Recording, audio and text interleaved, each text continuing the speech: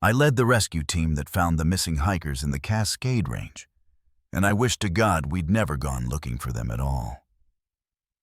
My name is Sarah Chen, and I've been with Pacific Northwest Search and Rescue for 11 years.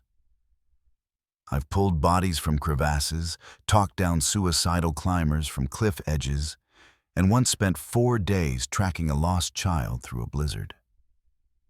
I thought I'd seen everything these mountains could throw at me. But what we found on Mount Deception that October changed something fundamental in how I understand the world. 23 hikers disappeared over a 3-week period from the same trail system. 23. The media was calling it the Cascade Vanishing. Families were desperate. The FBI was involved. And then, 3 days ago, we found them all. Every single one. They were gathered in a meadow at 9,000 feet, holding hands in a perfect circle, smiling at the sky. And when we tried to bring them down, they fought us. They begged us to leave them there. They said they'd finally found what they were looking for. The first hiker went missing on September 28th. Marcus Webb, 34, experienced mountaineer from Seattle. His car was found at the Deception Creek trailhead, his permit properly filed, his route logged with the ranger station. He was supposed to summit and return in 2 days. On day 4, his wife called us. We found his campsite on day 6, tent still standing, gear neatly organized, food untouched. His sleeping bag was laid out like he'd just stepped away for a moment. His journal sat open on a rock, the last entry dated September 30th. The light on the ridge is wrong. It's moving in ways light shouldn't move. I'm going to get closer. We searched for another week. Nothing. No tracks, no signs of animal predation, no evidence of a fall or injury. Marcus Webb had simply walked into the wilderness and vanished. Then Stephanie Liu disappeared. Then David and Jennifer Kowalski, a couple from Portland. Then 3 more. By October 15th, we had 17 missing persons, all from the same general area, all experienced hikers, all vanished without a trace. The pattern was what scared me most. They all left behind journals or phone videos with similar observations. Strange lights on the ridgeline, a feeling of being called, mentions of something beautiful waiting just beyond their campsite. The FBI brought in psychologists who talked about mass hysteria and shared delusion. The media ran stories about cult activity. But I'd been in those mountains for over a decade, and I knew something else was happening. On October 18th, I assembled my best team. Jake Morrison, my second in command, former Army Ranger who could track a ghost through concrete. Emily Rodriguez, our medic, who'd kept more people alive in worse conditions than anyone I knew. And Thomas Weiland, our wilderness expert, a man who could read the forest like other people read newspapers. We went in with satellite phones, emergency beacons, enough supplies for 2 weeks, and a promise to each other that we wouldn't take unnecessary risks. We should have turned back on day 1. The Deception Creek Trail starts in old-growth forest, Douglas fir and western hemlock so thick the canopy blocks out the sky. We made good time that first morning, reaching Marcus Webb's abandoned campsite by noon. Everything was exactly as we'd left it 3 weeks ago. But something felt different. The forest was too quiet. No bird calls, no squirrel chatter, not even the buzz of insects. Emily noticed it first. "Where's the wildlife?" she asked, standing in the middle of the campsite, turning slowly. We should be hearing something. Thomas knelt by the fire ring, running his fingers through cold ash. "This was used recently," he said, "within the last 48 hours. But we cleared this site. We documented everything and left it undisturbed for the investigation." Jake was studying the tree line, his hand unconsciously moving to the sidearm we all carried. "We're being watched," he said quietly. 3 o'clock, about 60 yards out. "Something's in the shadows between those hemlocks." I looked but saw nothing. Still, I trusted Jake's instincts. "Human?" I asked. "Can't tell. It's just standing there, not moving at all." He paused, his jaw tightening. "Now, it's gone." We continued up the trail, and that's when the wrongness really started to settle in. The path we'd hiked dozens of times before felt different, like the mountain had shifted slightly while we weren't looking. Familiar landmarks appeared in wrong places. A distinctive split boulder we should have reached by 3 p.m. was suddenly there at noon. A creek we'd crossed hundreds of times was flowing uphill. "That's not possible," Emily said, watching the water run the wrong way. "That's physically not possible." Thomas crouched by the creek, his face pale. "The water's warm," he said. "Mountain runoff should be ice cold. This feels like bath water." He stood up quickly, wiping his hand on his pants like he'd touched something contaminated. "We should go back." But we didn't. 23 people were missing, and we had a job to do. That's what I told myself then. That's what I've told myself every night since, when I wake up from nightmares about what we found. But the real horror was yet to come. We made camp that night at about 7,000 feet. In a clearing we'd used many times before. The sun was setting wrong, painting the sky in colors I'd never seen, purples and greens that shouldn't exist in nature. The temperature was wrong too, warm when it should have been near freezing at this altitude. Thomas couldn't get a fire started. The wood wouldn't catch, no matter what we tried, like the air itself was rejecting combustion. "I don't like this," Jake said, standing guard at the edge of our camp. "Everything about this feels wrong. The mountain's been here for millions of years, and suddenly it's acting like it doesn't remember how to be a mountain." Emily was checking our equipment, her medical training making her methodical even when scared. "Satellite phone's not working. Emergency beacons aren't transmitting. Compasses are spinning. GPS shows us in 3 different locations, none of them correct." She looked at me, and I could see the fear she was trying to hide. "Sarah, we need to talk about extraction." I knew she was right. Every rational part of me was screaming to turn back, call for helicopter support, get off this mountain and never return. But I kept thinking about those 23 people, about their families, about Marcus Webb's wife who looked at me with such desperate hope. "One more day," I said.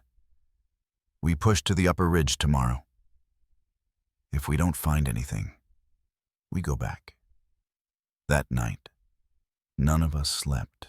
We took turns on watch, but it didn't matter because we could all hear it.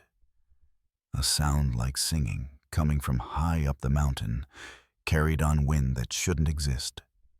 It wasn't quite music, wasn't quite human, but it was beautiful in a way that made my chest ache. Emily started crying without knowing why. Jake kept checking his weapon over and over, like he was trying to convince himself it was real. Thomas just stared up at the ridge, where lights were dancing in patterns that hurt to watch. "They're up there," he whispered. "All of them. And they're happy." "How do you know that?" I asked. He turned to look at me, and his eyes reflected the wrong-colored lights from above. "Because part of me wants to go to them. Part of me wants to walk up that mountain and never come back." At dawn, we found the first one. Her name was Rachel Chen. No relation to me despite the shared surname. 26 years old, missing for 19 days. She was sitting on a rock in the middle of the trail, wearing the same clothes she'd disappeared in, looking exactly as she had in her missing person photo. She was smiling. Not a nervous smile, not a relieved smile, but a smile of pure, transcendent joy. When she saw us, she stood up slowly, like she was moving through water. "You found us," she said, and her voice sounded wrong, too melodic, like it was harmonizing with itself. "We knew you'd come eventually. That's why I volunteered to wait, to tell you that we're okay. Better than okay. We're complete." Emily rushed forward with her medical kit, but Rachel backed away, still smiling that terrible smile. "I don't need help. None of us do. We're where we're supposed to be." "Rachel," I said, keeping my voice calm, professional, using the training I'd relied on hundreds of times before. "Your family is worried about you. Your mother has been calling us every day. Let us take you home." "Home?" She tilted her head, and the movement was too fluid, wrong somehow. "I am home. For the first time in my life, I'm exactly where I belong. You should come see. You should all come see. It's so beautiful up there. So perfect. You'll understand once you see it." Jake moved to her other side, trying to box her in, but she was faster than she should have been. She stepped backward off the trail, onto loose scree that should have sent her tumbling. But her feet found purchase like the mountain was holding her up. "Please don't try to take us," she said. And for the first time, something other than joy flickered across her face. Fear. It won't like that. It's been so patient, so gentle with us. But if you try to take us away, what won't like it? I asked. "Rachel, what's up there?" Her smile widened, and I saw that her teeth were wrong. Too white, too many, arranged in patterns that human teeth shouldn't make. "Come and see," she said. And then she turned and ran up the mountain, moving faster than any human should be able to move, disappearing into the tree line before we could follow. That's when I heard the voice. It didn't come from any direction. It was just there, inside my head, speaking in a language I didn't know but somehow understood. It said, "They have chosen freely. They are loved. They are transformed. Why would you take them from paradise?" We found them all 2 hours later, in a meadow that shouldn't exist at 9,000 feet. The meadow that wasn't on any map, in a location where the terrain was supposed to be nothing but cliff faces and ice fields. But there it was, impossibly green, filled with wild flowers that don't grow at this altitude, under a sky that was the wrong shade of blue. 23 people stood in a perfect circle, holding hands, swaying slightly, faces turned upward towards something I couldn't see, but could feel pressing down on us like weight, like love, like drowning. They were all smiling. Some of them were crying while they smiled, tears running down their faces. But they didn't seem to notice. Their eyes were wrong, pupils dilated so wide there was almost no color left, reflecting light that wasn't there. Marcus Webb was among them. So were Stephanie Liu and the Kowalskis and all the others from the missing person reports. They looked healthy, well-fed, their skin glowing with something that wasn't quite sunburn, wasn't quite frostbite, something in between. Their clothes were pristine despite weeks in the wilderness. No dirt, no wear, No signs of exposure. Oh, thank God. Emily breathed beside me. They're alive. They're all alive. But I knew something was terribly wrong. This wasn't a rescue. This was something else entirely. I stepped into the meadow, and immediately the air changed. It felt thick, heavy with meaning, like walking into a room where everyone's been talking about you. The singing I had heard the night before was louder here, coming from everywhere and nowhere, making my bones vibrate with each note. "Marcus Webb," I called out. "Marcus, I'm with Search and Rescue. Your wife sent us to find you." He turned to look at me, and his smile never wavered. "Tell Susan I love her," he said, his voice layered with harmonics that shouldn't be possible. "Tell her I'm sorry I couldn't explain before I left. Tell her this is what I've been looking for my whole life. And I didn't even know it was what I was looking for until I found it." Jake moved forward, military training overriding the fear I could see in his eyes. "Sir, we need you to come with us. All of you need to come with us. There are people worried about you, families waiting for you." The circle broke. All 23 of them turned to face us simultaneously, perfectly synchronized, still smiling those wrong smiles. Stephanie Lou spoke, but her voice came from all of them at once, a chorus that made me want to run screaming down the mountain. "We're not going back. We're home. We're finally home. Why would we leave paradise?" "This isn't paradise," Emily said, her medic's training making her focus on the practical. "You've been exposed to the elements for weeks. You need food, water, medical attention. Please, let us help you." "We've been helped," David Kowalski said, and his wife Jennifer finished the sentence. "More than you could possibly understand."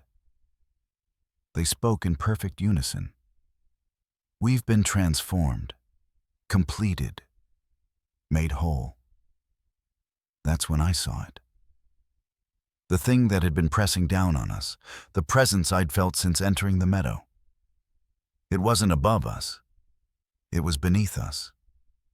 The meadow itself was breathing, pulsing with each synchronized breath of the hikers. The flowers weren't flowers. They were something else. Something that looked like flowers from far away, but up close were made of light and geometry that hurt to perceive.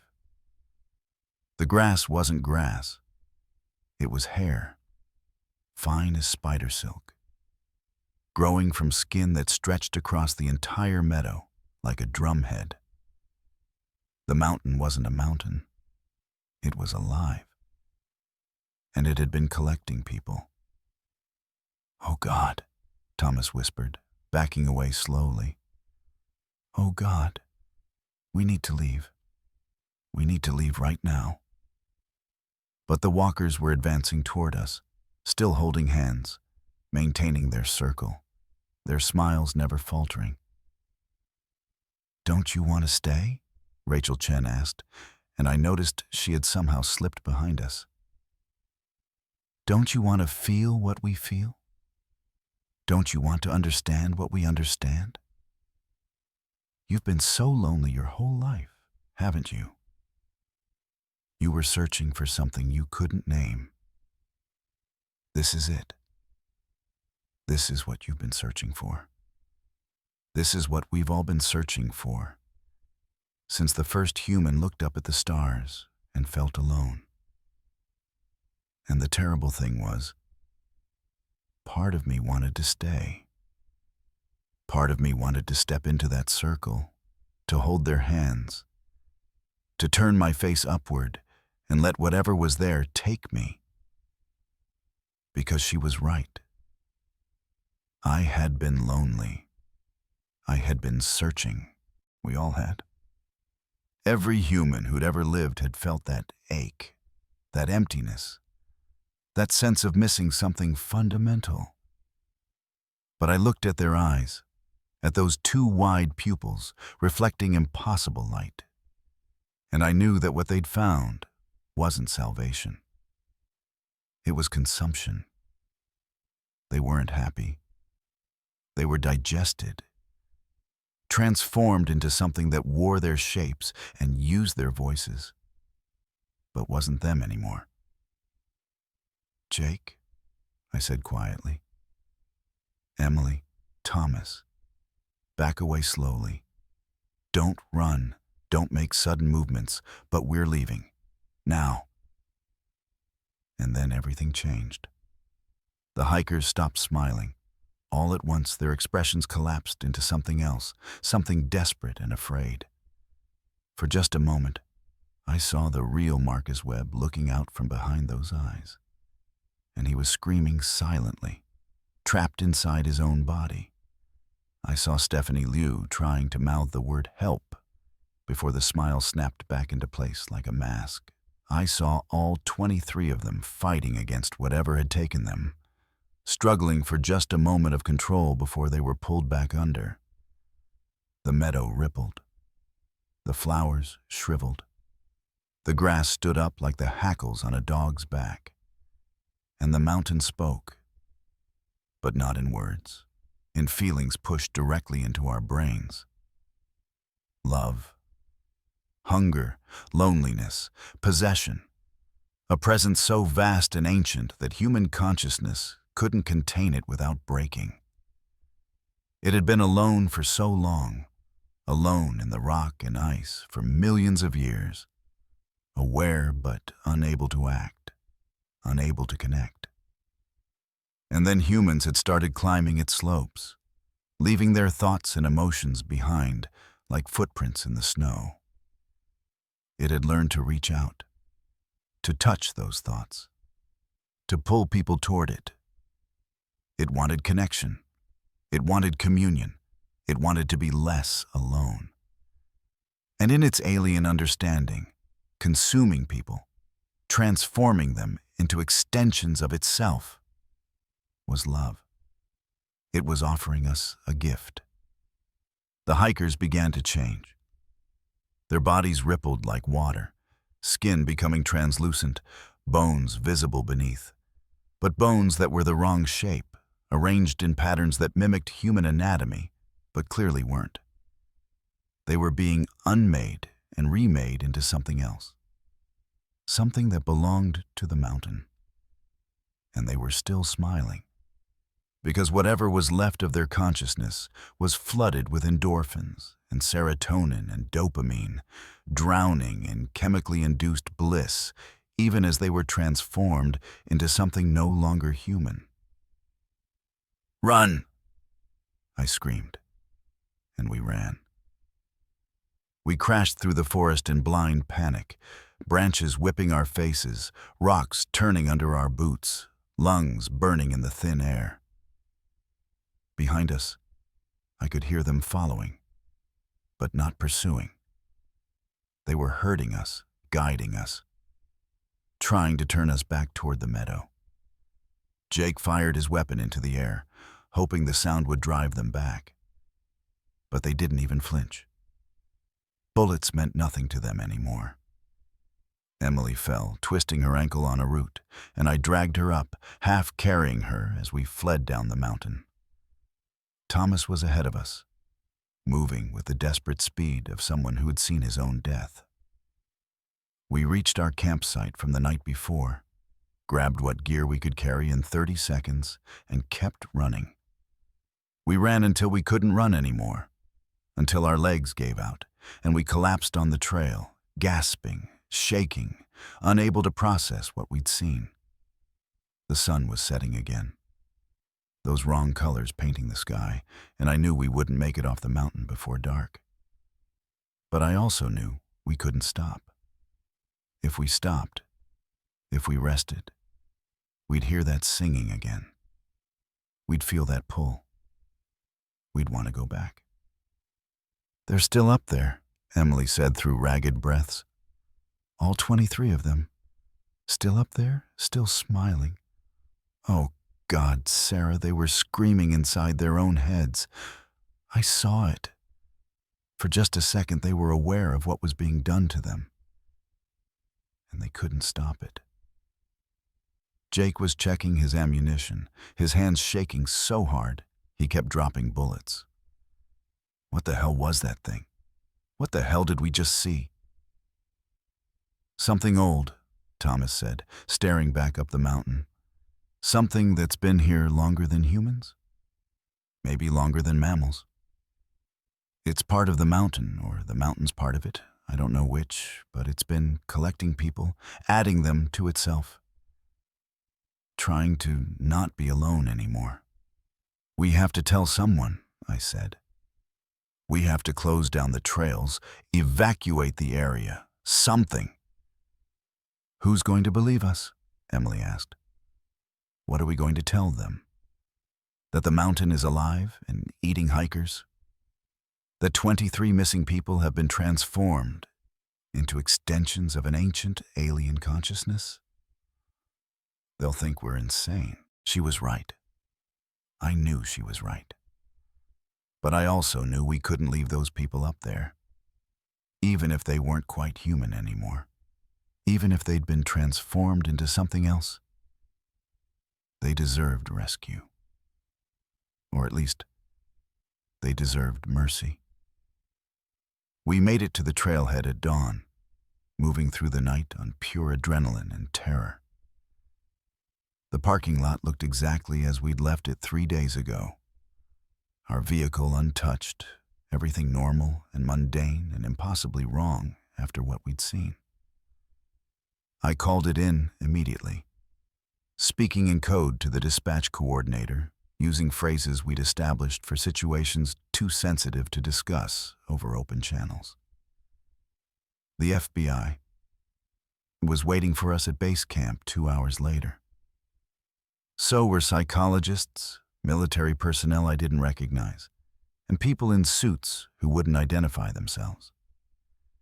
They separated us immediately, questioned us individually for hours, made us draw maps and write reports and describe everything we'd seen in excruciating detail.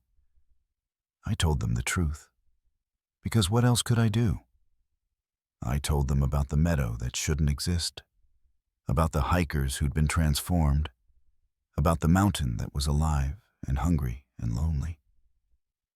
They listened. They took notes. They brought in more specialists. And then they told me I was being placed on administrative leave pending psychological evaluation. They told me that trauma can cause hallucinations, that high altitude can affect perception, that grief and guilt over failed rescues can create false memories. They told me a lot of things.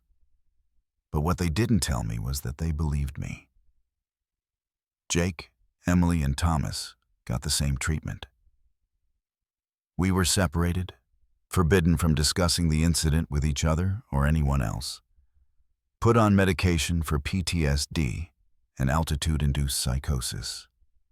The official report stated that we'd become disoriented at high altitude, experienced shared hallucinations due to oxygen deprivation, and had to be evacuated before completing the search. The missing hikers remained missing. The investigation continued without us. But I know what I saw. I know those people are still up there, standing in that meadow, holding hands, smiling their wrong smiles. I know the mountain is still calling to hikers, still lonely, still trying to collect people to keep it company. And I know that every day, more people go into those mountains, drawn by something they can't name, searching for something they can't define, looking for that missing piece that everyone spends their whole life trying to find.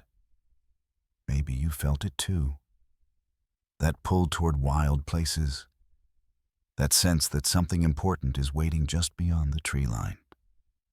Maybe you've stood on a summit and felt the mountain looking back at you, recognizing something in you that you didn't know was there. Maybe you've heard singing on the wind and wondered if you were imagining it. I'm telling you this story because I need you to understand. I need someone to know the truth, even if you don't believe me, even if you think I'm crazy. The official reports say I had a psychotic break. That high altitude and stress caused me to hallucinate. But I still have the photos from my camera, the ones they couldn't explain. I still have the recordings from our equipment, the sounds that shouldn't exist. And every night, I dream about that meadow, about those smiles, about that ancient presence offering me transformation and calling it love. 3 days ago, Marcus Webb's wife called me. She wasn't supposed to have my number. We're not supposed to have any contact. But she found me anyway. She told me she'd received a letter from her husband, postmarked from a town near the mountain, dated 2 weeks after we found him. The letter said he was sorry for leaving, that he'd found what he was looking for, that he was finally complete, and that if she loved him, she wouldn't try to find him, because where he was now, love was different. Love was total. Love was forever. Last week, Thomas Weiland went back up the mountain. He said he was ready to overcome his trauma, that he wanted to prove to himself that what we saw wasn't real. Yesterday, his car was found at the start of the Deception Creek Trail, his camping permit properly filled out, his route reported to the Forest Ranger Station. The search and rescue team went out this morning to find him. They haven't returned yet. I don't sleep anymore. I can't. Every time I close my eyes, I see that meadow, those flowers made of light and geometry, that grass growing from living skin. I hear that singing, feel that pull, that promise of completion. Part of me wants to go back. Part of me wants to walk up that mountain and find out if transformation really is a kind of love. But I'm afraid. Not afraid of death. Afraid of something worse. Afraid of becoming like them. Trapped inside my own body, screaming silently while something ancient and lonely wears me like a suit and calls it paradise. They found all 23 missing hikers. They were all smiling. They all refused to leave. And somewhere up in the Cascade Range, on a mountain that's been alive and lonely for millions of years, they're still standing in that meadow, still holding hands, still transforming into something that isn't quite human anymore, still smiling those terrible smiles. And if you listen very carefully on quiet nights, when the wind comes down from the high peaks, you can hear them singing. You can hear them calling out to anyone who feels lost, anyone who feels incomplete, anyone who's searching for something they can't name. They're offering transformation. They're offering communion. They're offering love in a form that human consciousness can't contain without breaking. Sometimes I wonder if they're happier now than they ever were before. If whatever they've become is actually better than what they were. If that ancient presence really is offering them something we can't understand because we're too small, too limited, too trapped in our individual bodies to comprehend what it means to be part of something vast and old and patient. Maybe they really have found paradise. Maybe we're the ones who are wrong, clinging to our individual consciousness, our separation, our loneliness, refusing the gift being offered because we're too afraid to let go of who we think we are. But then I remember Marcus Webb's eyes, that moment when the mask slipped and I saw him screaming inside his own head. I remember the desperation on their faces, that split second when they fought against whatever was controlling them, when they tried to warn us to run, and I know that whatever they've found up there, it isn't salvation. It's consumption. It's the end of self. It's the death of everything that makes us human, replaced by something alien, wearing our shapes and speaking with our voices. The hiking trails are still open. People continue to climb the Cascade Mountains every day. What draws them here is the beauty of this place, its challenge, and the promise of something extraordinary waiting at the summit.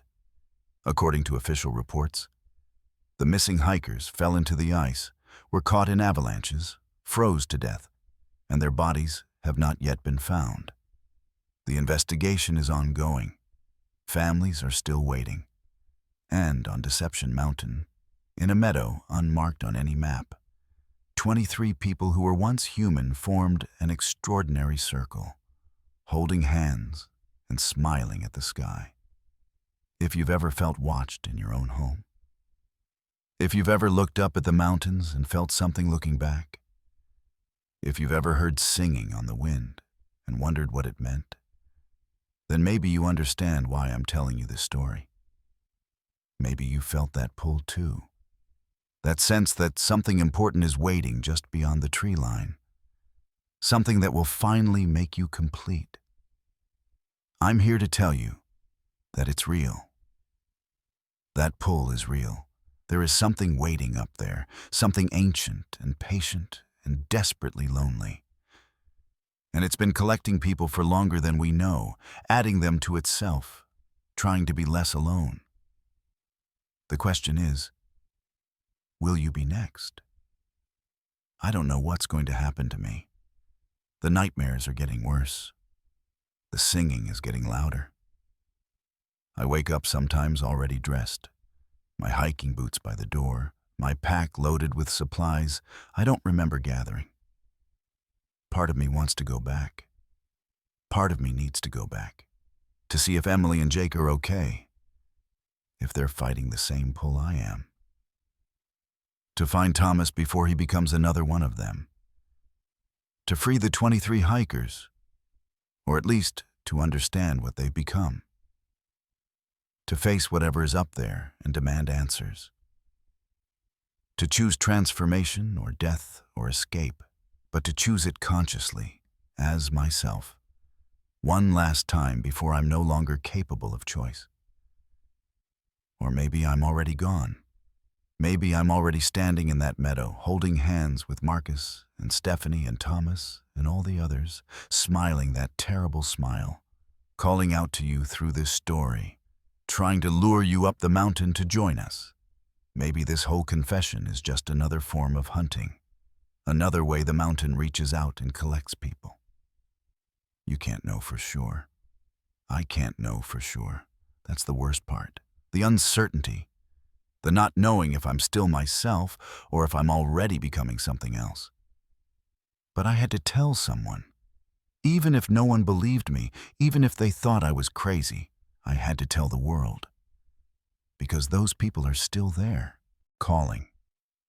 And every day, more hikers disappear in the Cascade Mountains, searching for beauty, challenge, and transcendence, unaware that something old, hungry, and lonely is waiting to give them exactly what they want.